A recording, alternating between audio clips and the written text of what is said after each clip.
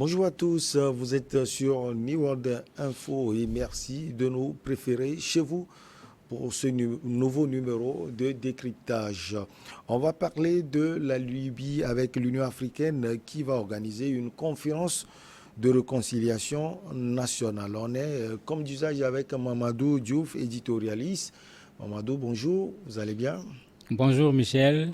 L'Union africaine va organiser une conférence de réconciliation nationale sur la Libye en proie à une crise politique majeure depuis la chute du régime de Mouammar Kadhafi. C'était en 2011, a déclaré dimanche Moussa Faki Mahamat, président de la Commission de l'Union africaine. Alors Mamadou, avant d'analyser au peigne fin cette sortie de Moussa Faki Mahamat, on a appris que c'est le secrétaire général des Nations Unies, Antonio Guterres, qui avait appelé les chefs d'État lors de ce sommet d'Addis Abeba, le 36e sommet de l'Union africaine, à avoir un grand regard sur la Libye. C'est vrai, c'est vérifié?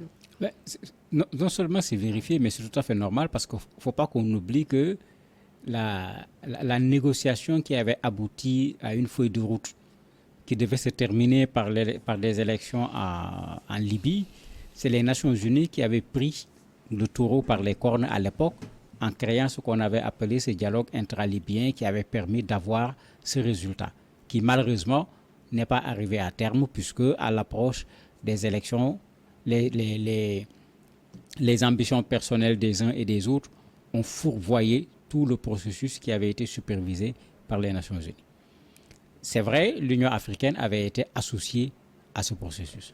Mais de façon générale, au niveau des institutions internationales, quand il y a un problème en Afrique, la structure la plus, j'allais dire, indiquée pour résoudre ce problème, c'est l'Union africaine. D'ailleurs, c'est ça également un des rôles de l'Union africaine. Quand il y a des sommets, on revient sur les conflits de façon générale qui sont sur le continent africain pour voir où est-ce qu'on en est et qu'est-ce qu'on peut faire pour pouvoir trouver une solution.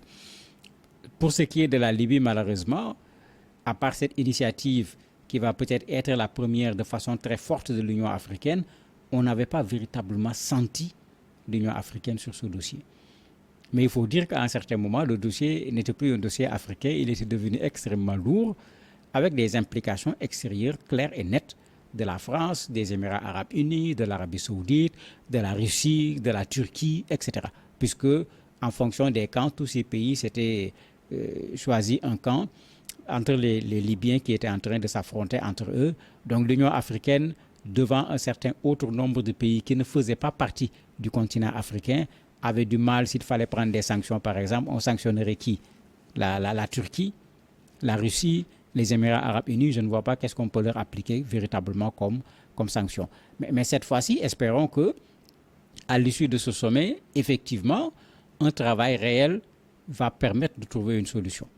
On peut avoir de l'espoir parce que dans sa déclaration, il montre qu'il y a déjà quelque chose qui a été fait.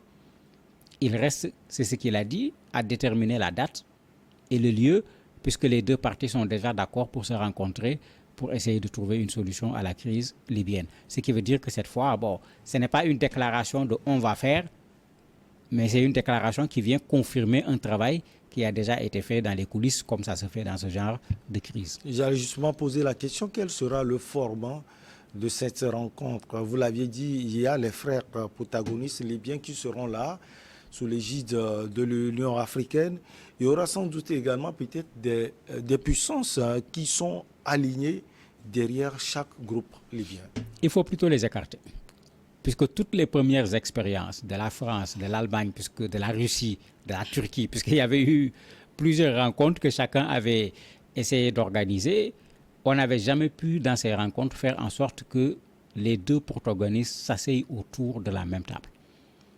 Et après analyse, on s'était rendu compte que une des raisons n'était pas liée véritablement aux parties libyennes, mais à ceux-là qui soutenaient chacune des parties. Et c'est pourquoi, quand les Nations Unies ont pris cette initiative, ils ont parlé de dialogue intra-libyen. D'ailleurs, c'est la même expression que reprend l'Union africaine. Ils ne prennent pas en compte ces puissances qui sont d'un côté ou de l'autre, mais ils veulent amener les Libyens eux-mêmes à prendre leurs responsabilités pour mettre fin à cette situation de péril dans lequel se trouve leur pays depuis 2011, parce qu'effectivement, 2011-2023, ça dépasse trop.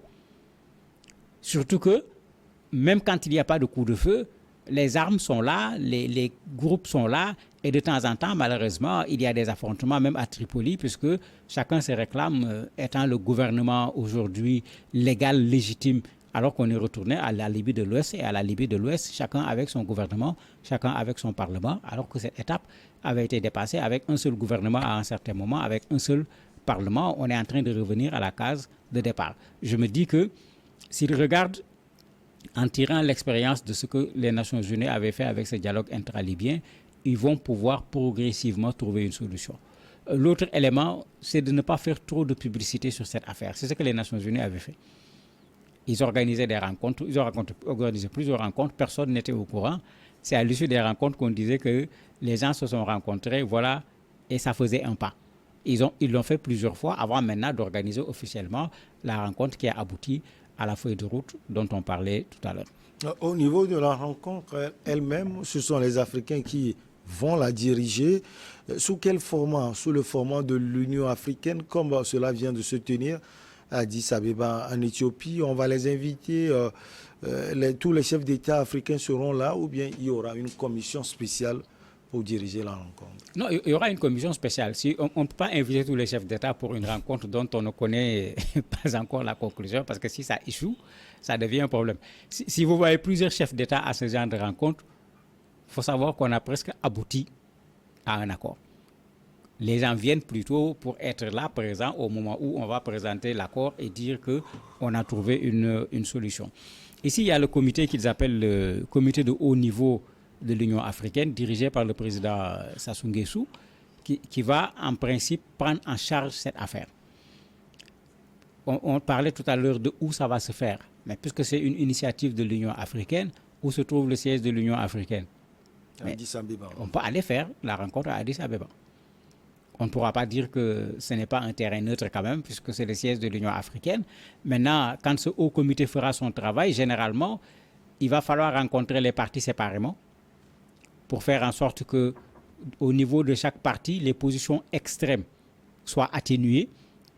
Il va falloir essayer, avec un document qu'on fait partir de part et d'autre, de les amener à trouver un terrain d'entente. Quand on atteint un certain niveau, c'est en ce moment qu'on met les gens autour de la même table pour essayer de voir comment on va arrondir les derniers angles qui restent à arrondir. Généralement, c'est comme cela que ça se fait et ça permet d'apaiser le climat dans lequel les gens vont se retrouver pour discuter. Je me dis qu'il y a au niveau de l'Union africaine des spécialistes qui savent très bien ce que veut dire une médiation pour pouvoir également faire ce travail-là et surtout le réussir pour que ce soit l'Afrique, à travers l'Union africaine, qui résout de façon définitive cette question libyenne, mais soyez sûr que l'ONU sera là pour apporter tout l'appui qu'il faut, parce que si l'Union africaine peut résoudre ce problème, l'ONU n'hésitera pas à apporter son appui, qu'il soit technique, qu'il soit financier. Justement, est-ce que vous pensez que l'Union africaine peut réussir là où les puissances ont échoué? Si oui, qu'est-ce que l'Union africaine a justement comme moyen ou comme outil pour pouvoir réussir cela? Il y a plusieurs choses qui peuvent amener l'Union africaine à réussir. La première chose, c'est la situation des Libyens eux-mêmes. Ils en ont marre. On a vu les Libyens marcher pour montrer qu'ils en ont marre. Et ils ont parfaitement raison. 2011-2023, c'est plus qu'exagéré en situation d'incertitude, encore moins en situation de guerre. Donc vous avez des Libyens et vous avez de plus en plus des organisations de la société civile au niveau de la Libye qui n'essaient pas de se mettre dans un camp ou dans l'autre, mais qui posent le problème de l'intérêt de la Libye qui ne se trouve pas dans cette division. La deuxième chose, les deux camps qui s'affrontent, qui a gagné? Personne. Je crois qu'ils doivent être convaincus aujourd'hui que la solution libyenne ne peut pas être une solution militaire. Il faut nécessairement des négociations pour trouver une solution. Cela également est un avantage pour la médiation de l'Union africaine. Le dernier avantage, c'est que si on fait un dialogue intra-libyen en mettant de côté des puissances qui s'intéressent à cette affaire, non pas pour la Libye, mais pour des intérêts qui leur sont propres, le pétrole libyen, etc., on peut amener les Libyens à se rendre compte que mais finalement, ce que vous faites fait l'affaire de qui? Ça ne fait ni l'affaire de la Libye, ni l'affaire du continent africain, ni même votre affaire vous-même. Ceux-là qui s'affrontent depuis 10 ans, là, bientôt, leur âge, même s'ils ont envie d'être candidats à l'élection présidentielle, ils risquent d'avoir un âge tel que eux-mêmes, normalement, n'auraient pas envie de vouloir dire je suis candidat avec un certain âge. Si on prend le cas du général, par exemple, plus on va attendre, mais plus je me demande quel argument il va donner par rapport à son âge. Donc, il y a quand même des arguments qui peuvent amener les partis qui sont en conflit à se rendre compte que cette médiation de l'Union africaine est une chance. Et ils doivent saisir cette chance pour la Libye surtout, mais malheureusement également pour eux-mêmes parce qu'aucune des deux parties n'a pu véritablement dominer l'autre sur le plan militaire. Mais quand on ne peut pas régler le problème sur le plan militaire, il ne reste pas 3 autres voies. Il reste une seule voie, c'est celle de la négociation et c'est ce que propose l'Union africaine. Je me souviens à l'oreille de 2022, quand on discutait déjà des élections à venir, précisément en décembre, vous l'aviez dit clair que vous doutez fort qu'on puisse avoir des élections en Libye. On voit la réalité aujourd'hui, Mamadou. Alors, ce sont toujours les deux camps qui s'affrontent ou bien il y a encore d'autres camps? C'est principalement les deux camps.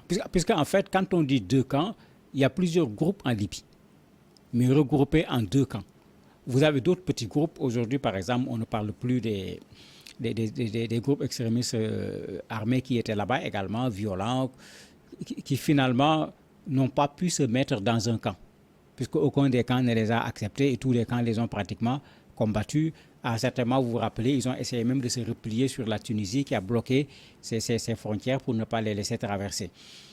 Ces deux camps actuellement qui se retrouvent, le camp du gouvernement d'union nationale qui était un peu le camp le plus officiel parce qu'adoubé à l'époque par la communauté internationale, mais l'autre camp avec le général Haftar qui était un peu le camp rebelle qui voulait conquérir la Libye par les armes et ça n'a véritablement pas marché. Chacun des camps, parce que quand on parle, on cite ces deux groupes-là, mais chacun a des alliés, puisque même dans la composition du gouvernement, on le voyait. Chacun est venu à chercher à mettre ses gens et ses alliés dans le gouvernement.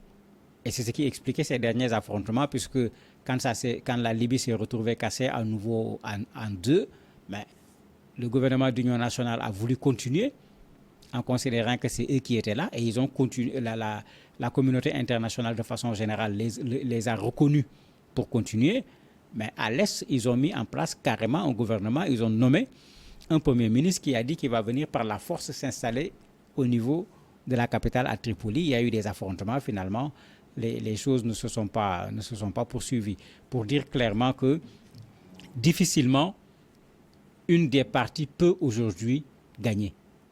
D'autant plus que la Turquie était un des soutiens pour ce qui est du gouvernement d'union nationale.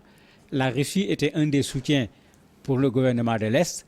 Aujourd'hui, la Russie se trouve en situation de guerre avec l'Ukraine. La Turquie vient de traverser une épreuve extraordinaire. Je ne crois pas que ces deux parties, pendant que l'Union africaine va faire des négociations, vont penser à vouloir mettre des bâtons dans les roues dans cette affaire parce qu'ils ont aujourd'hui chacune de véritables problèmes à régler dans leur propre pays. La situation actuelle à Tripoli et à travers toute la Libye, elle est comment? Mais c'est une situation de ni paix ni guerre. C'est tout le drame. C'est une situation de ni paix ni guerre. Les gens sont là avec leurs bâtiments démembrés. Tu ne peux pas construire parce que tu n'es pas convaincu que la guerre est terminée.